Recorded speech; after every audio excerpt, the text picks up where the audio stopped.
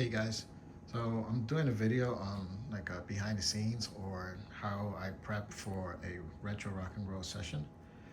So I'm just gonna go over quickly just some of the stuff that I have here and how I route everything and the lighting that I use.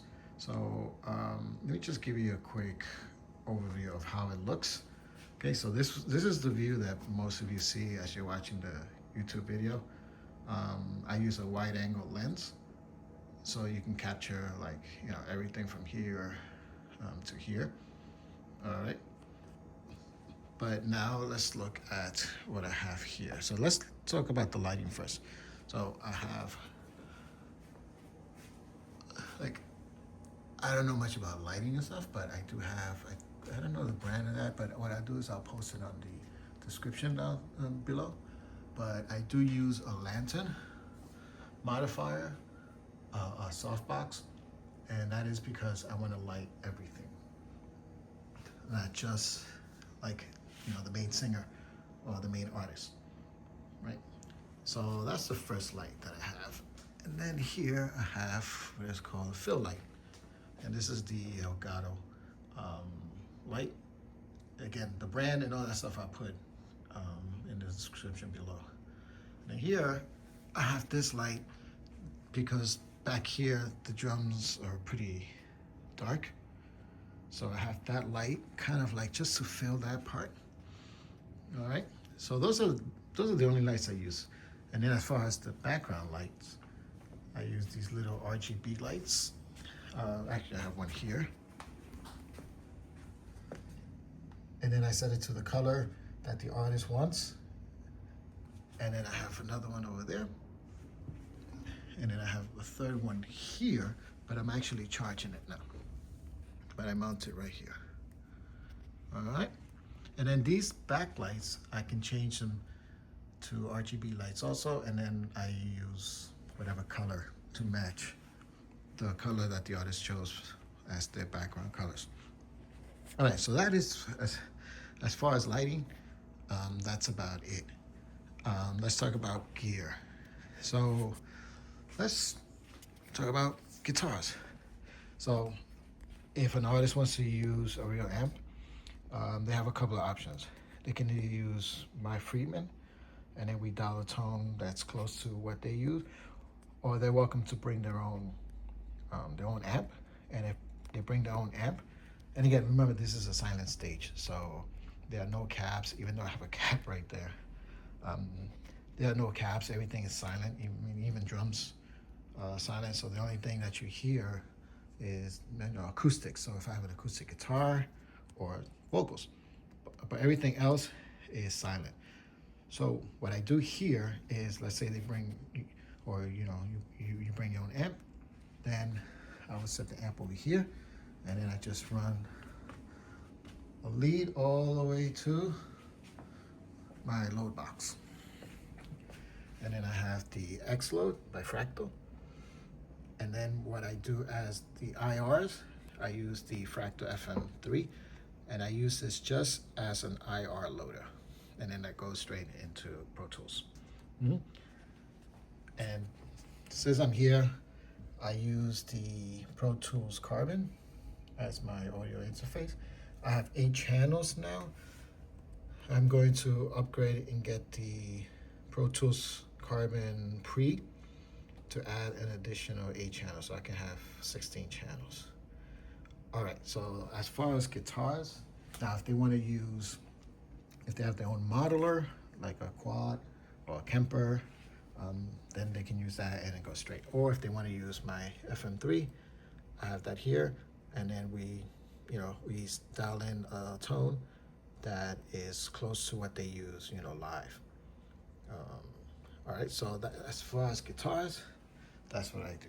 Then for bass, I have here, let's see, let's go over here. Let's see if I can, there we go. Okay, I have the Rupert Neve, the RNDI. This is an active box. I just run a DI. I don't deal with amps or anything like that. And then that runs straight to my interface.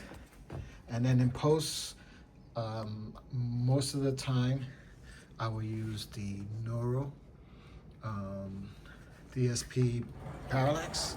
Let me see if I can pull it up here real quick. Let me hold this like this, and then this is when I'm mixing, but not when I'm recording. So I would just bring in, actually I'm not even gonna open it because I already have everything set to, if you notice, I have everything set. My DSP mode is enabled, so that means that I have 0 latency when tracking. That's really one of that's the reason why I actually got the Pro Tools Carbon, because of that, because of the DSP chips, and there are no latency. Okay, so then we have drums. Let's talk about drums real quick. So I use an E kit because, again, silent stage. But the way I use this kit is the sound. It's a Roland TD17, and here is the module. But basically, I don't use this to record, or at least when I'm mixing. I use this just to monitor. So what I do is I have a stereo out, right? And then that goes into Pro Tools. But at the same time, I am capturing, actually let me bring this up. I'm capturing MIDI. And then I use Superior Drummer 3 when I'm mixing them. So basically, the drums is just to monitor while they're playing the song. And again, because I'm using this out, no latency. The only latency is whatever this is, but I haven't had any drummers complain about latency at all. All right, and that's drums. So let me show you, if I'm sitting in the drum set, the view. Here are the headphones for the drummer. And then I have some pedals over here if I need to use. And this is what drummer sees. And then here you can see where we actually film, which is the kitchen. So this room, it's cut off over here, which actually works out great because then I can move back there and record. And then there's enough space for the band to perform. Yeah, and then just come over here, okay? And then I have my curtains there, and that's about it. That's my Les Paul. All right, so I think that's about it as far as gear. Vocals. Let's talk about vocal. So I use, this is the ISO box, because when I'm actually tracking vocals, like if I have a recording session, not retro rock and roll, but just like a recording session, I have the ISO box, the vocal booth. It's an isolation vocal booth, and then I have the ISO box. But I've been using this. It's a large diaphragm condenser mic, and I've been using this lately for my retro rock and roll sessions. It's a condenser mic, so it's very sensitive, so it actually picks up the sounds of the sticks. But in post, I tend to duck that down.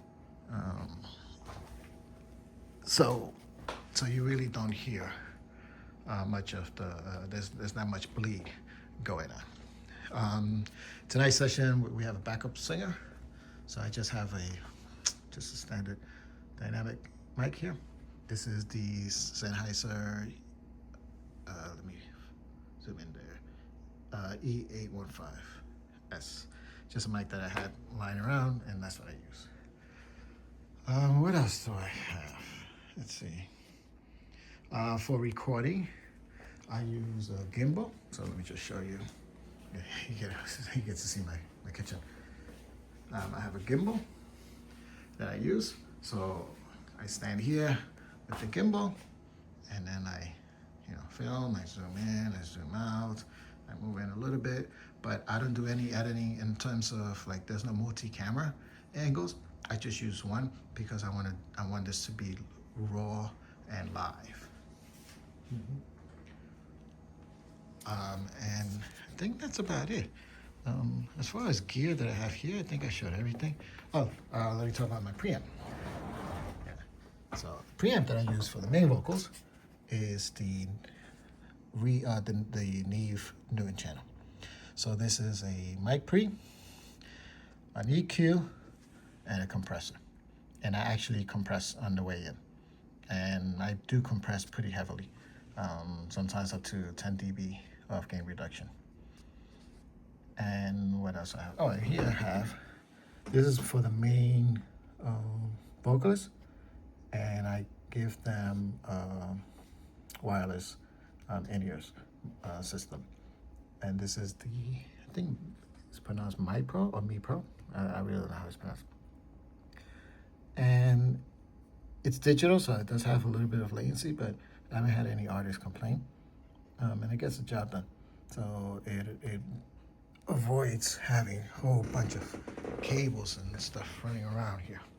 As you can see, I'm trying to avoid cables as much as possible. I have a DI there because we have an acoustic guitar player tonight. See how I run my cables, so kind of out of the way. And then the bass player will plug in here. And I have a headphone jack for a bass player. Then I have a headphone jack over here, tucked underneath. Over here. And then over here, I have a, I'll show you, because I'm charging it now. And it's probably a little dark. Let me turn the light on here. So I'm charging it next to my apples. I have the X5. Let's see if that zooms in, focus. Okay. This is really cool. The only problem with that is mono, not stereo. So there's some artists that don't mind, so I always ask. I was like, do you want to go wireless? But just know that it will be mono. And most of the time, the artists don't care, as long as they can hear themselves good. And then here, this is the pack for the Mi Pro or Mi Pro. I don't know how to pronounce that. But this is stereo. So I give this to the main artist, and they have a stereo signal headphone mix. As far as headphones, headphone mixes, the Carbon, the Pro Tools Carbon, has 4 separate headphone mixes, and then I route one to this Behringer Power Play, so I can get an additional 8 headphone mixes. But I do not give the band separate headphone mixes. I try to mix it, do a headphone mix as best as I can, including me. I'm listening also. So I can hear, you know, if there's any frequencies that are being masked, giving everyone their own space, and just EQing, making sure that everyone pops out and everything is heard. Because again, this is live. I do mix it in post, but it's very little mixing that I do. I want to capture it on the way in. So so I don't give separate headphone mixes. I used to at first, and I decided, let me just give everyone the best headphone mix I can give them. Most of the time they just want something louder or not. So then I would just turn up their overall volume. And that's about it. So I hope you enjoy this video. If you have any questions or anything, I'm gonna put this up on Patreon, so you can, you know, you can use the chat feature. I'm new to Patreon, so I'm not too sure how to use the chat feature, but I think that if you send a message, I'll be able to respond. I get a notification, and I'll be able to respond, and I will respond to everything. I want to start putting more content on Patreon, and so if this is something that you like, please become a member of Patreon, support Retro Rock and Roll, so I can continue doing this and showcasing more independent and local artists. Until next time, see you.